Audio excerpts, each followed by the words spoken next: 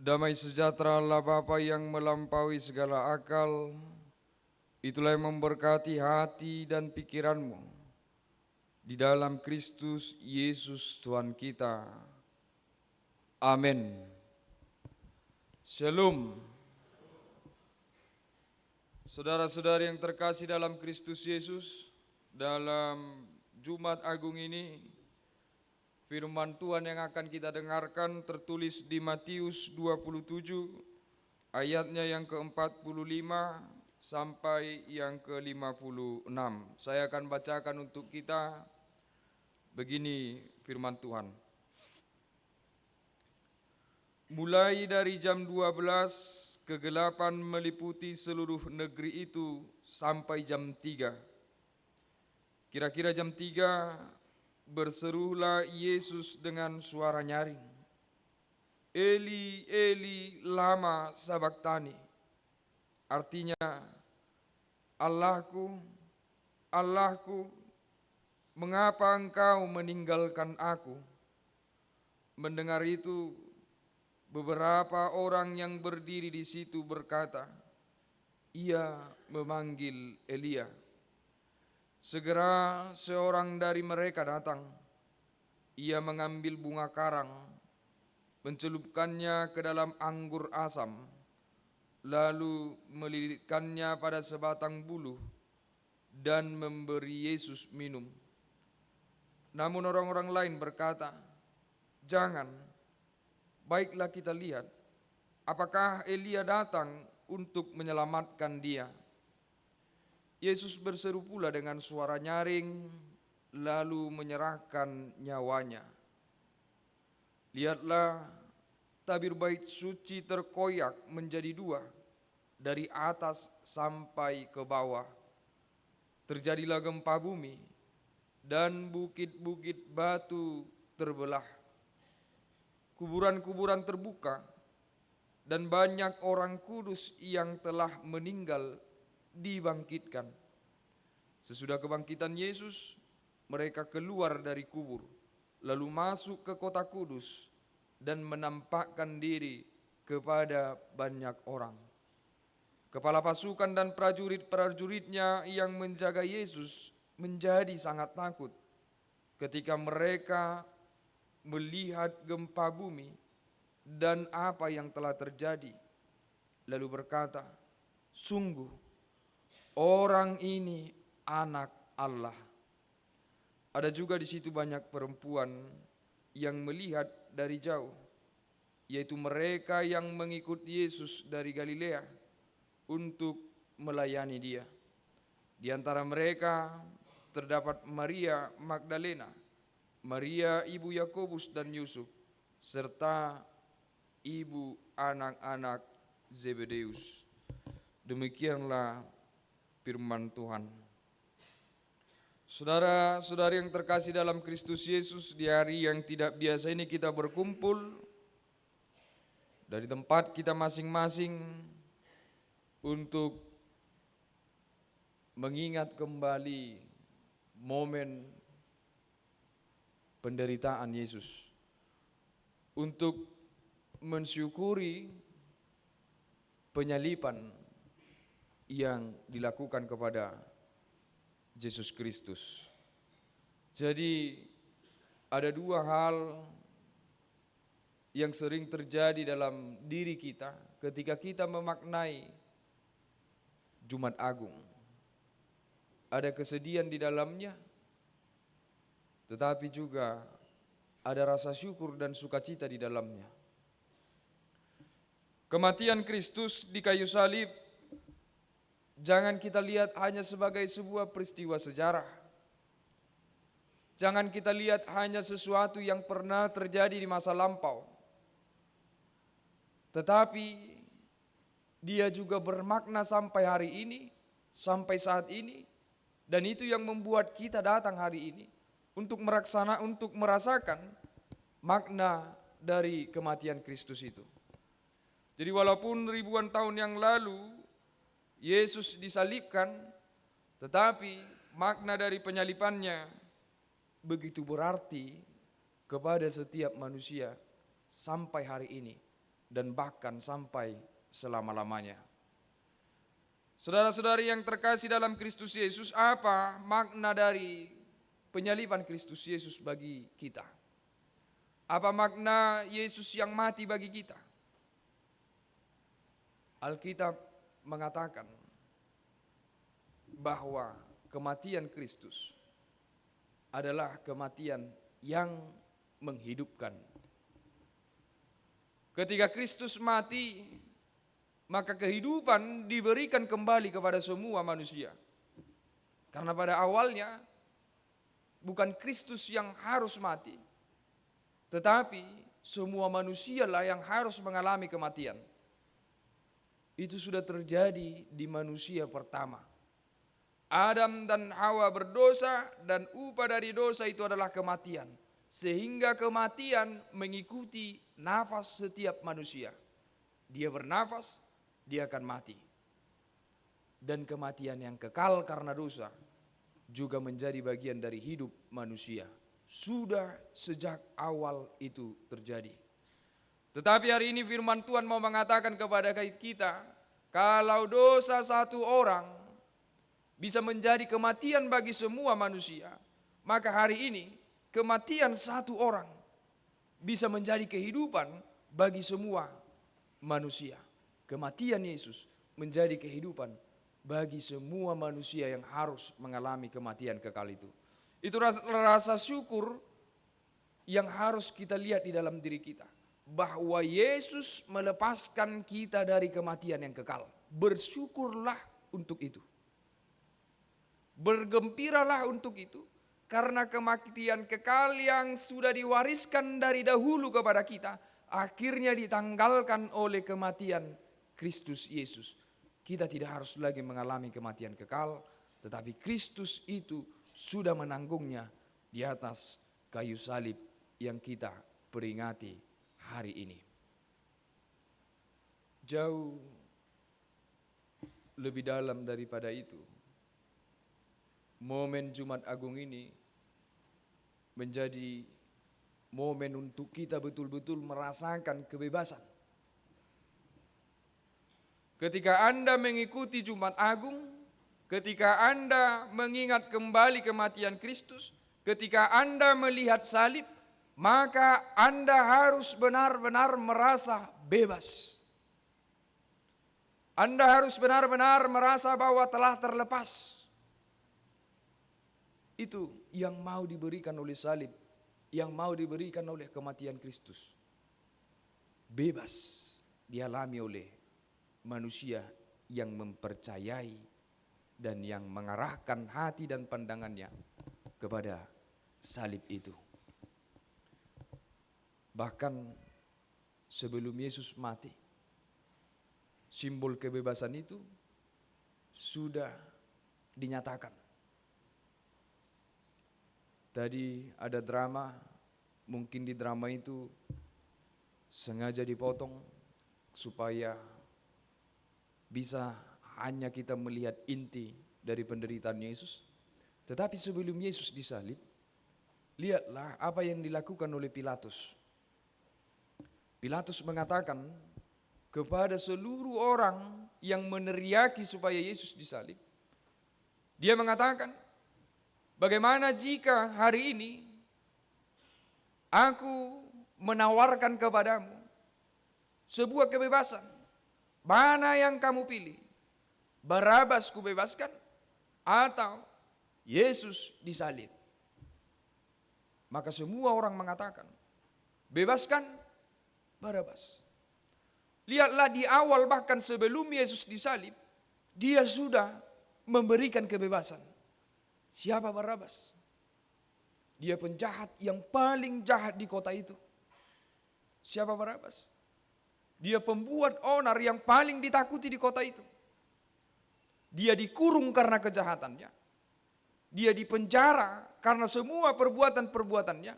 Tetapi lihat, begitu dihadapkan dengan Yesus, maka manusia terjahat sekalipun mengalami kebebasan.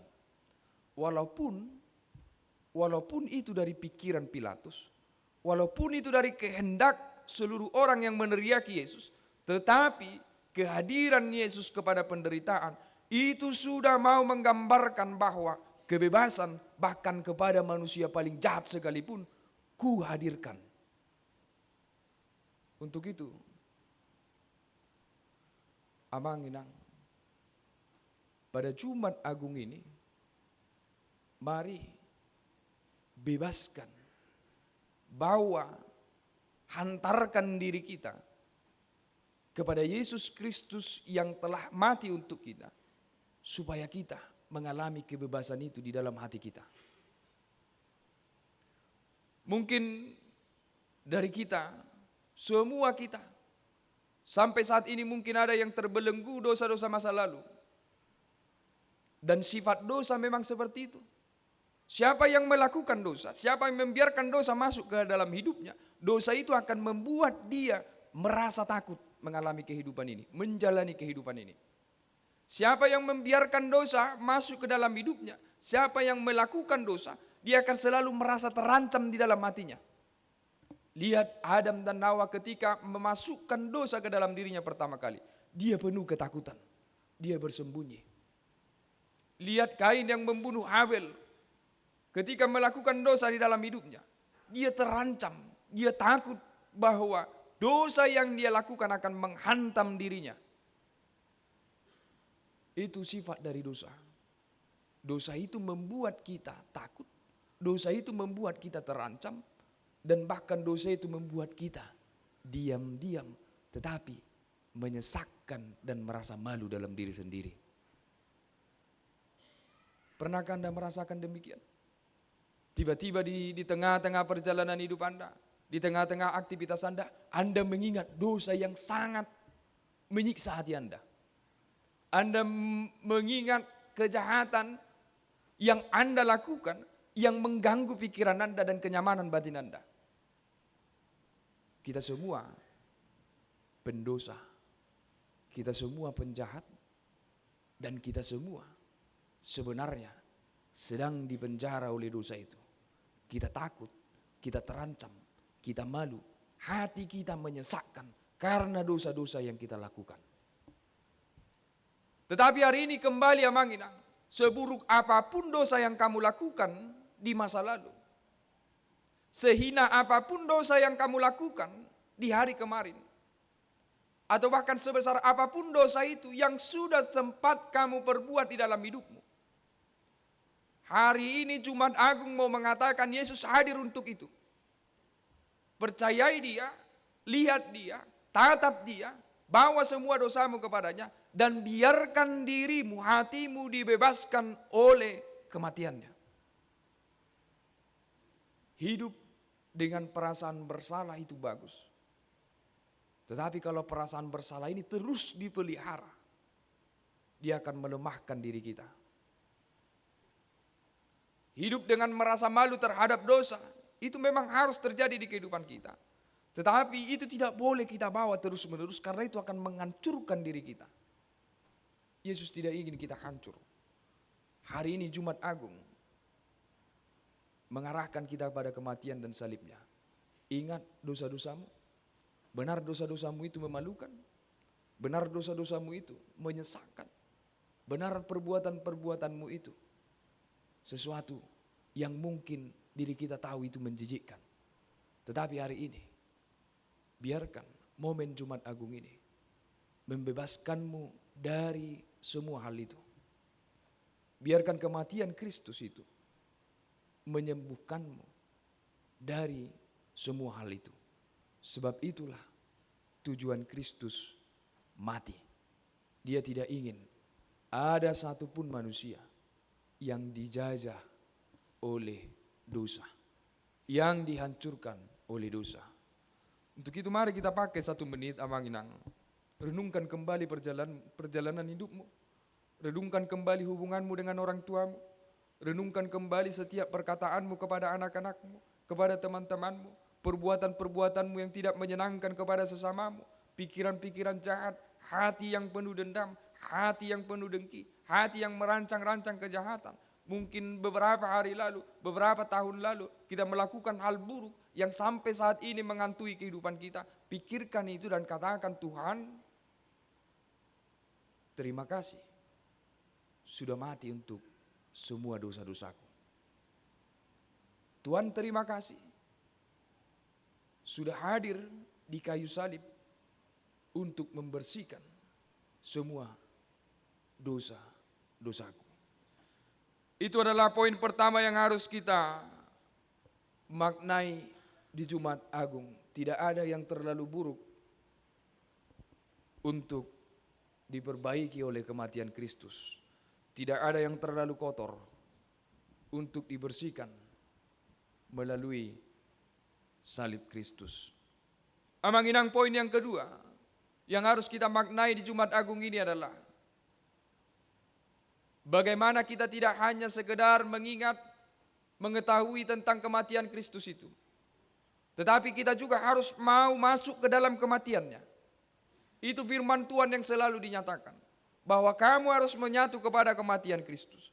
Kamu harus menyatu kepada penderitaan Kristus. Itu sebabnya Yesus berkata, siapa yang tidak bisa menyangkal diri dan memikul salib, dia tidak akan pernah bisa mengikuti aku.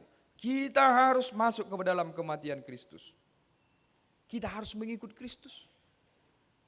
Momen Jumat Agung ini semalam setelah saya katakan, kalau kita sudah tahu bagaimana Kristus hidup, bagaimana Kristus menjalani penderitaannya, maka Kristus juga inginkan kita hidup seperti Dia hidup.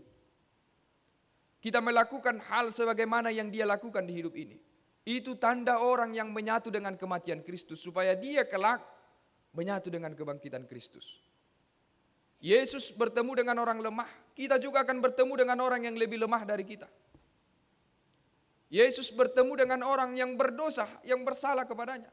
Kita juga akan bertemu dengan orang-orang yang membuat kesalahan kepada kita. Yesus bertemu dengan orang-orang lapar. Yesus bertemu dengan orang-orang buta, orang-orang lumpuh.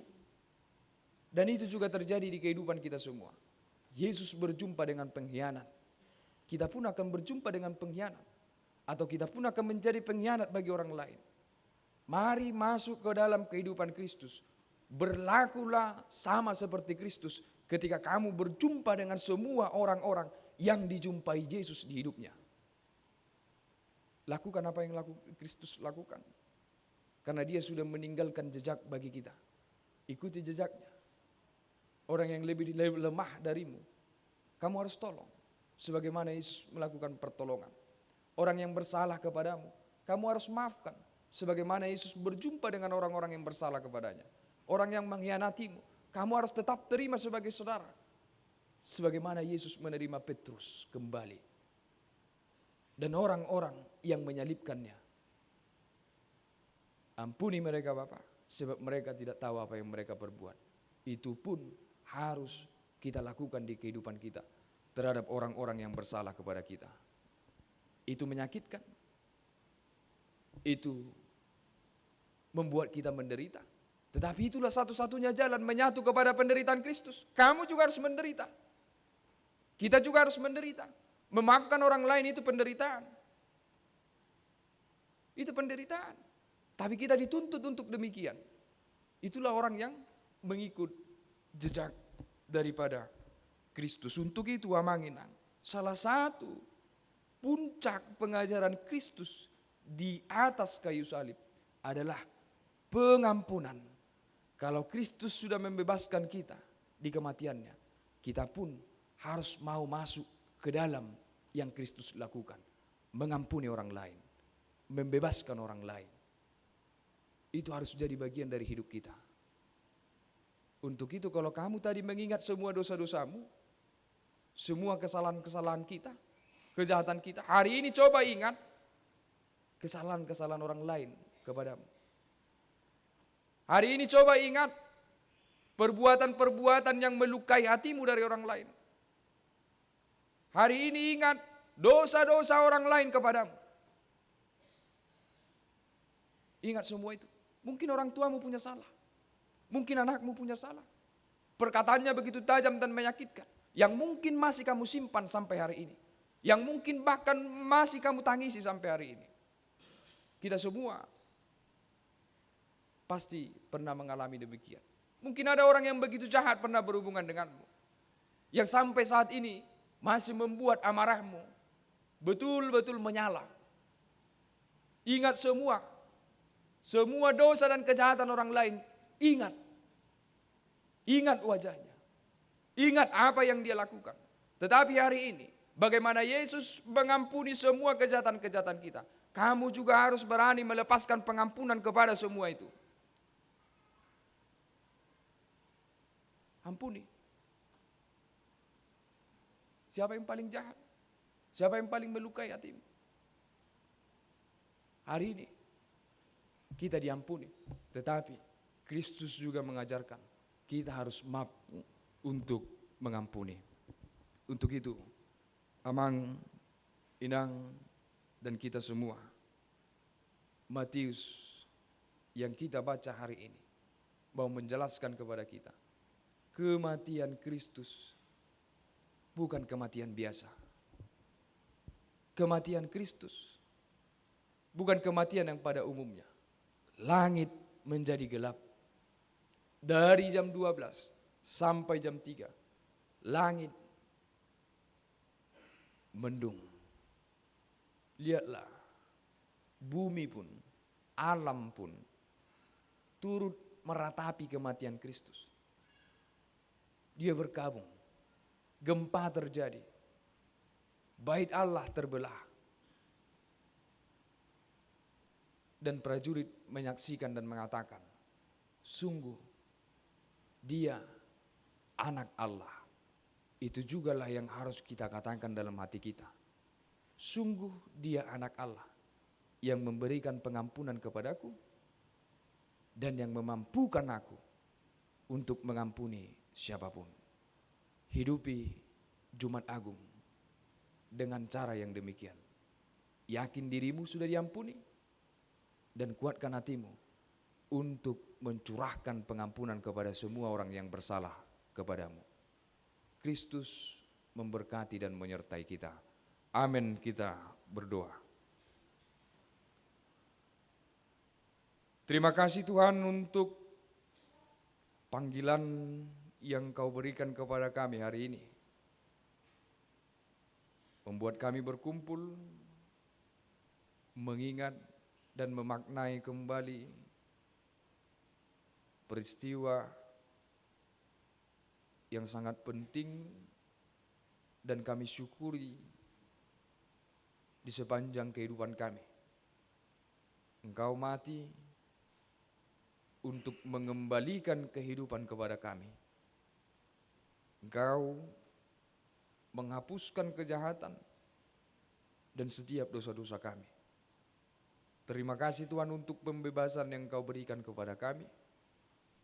Kuatkan kami, supaya kami juga mau dan mampu untuk saling mengampuni. Biarkanlah firman-Mu tetap ada di dalam hati kami dan menjadi kehidupan di setiap perjalanan kehidupan kami masing-masing. Dalam Kristus kami berdoa dan mengucap syukur. Amin.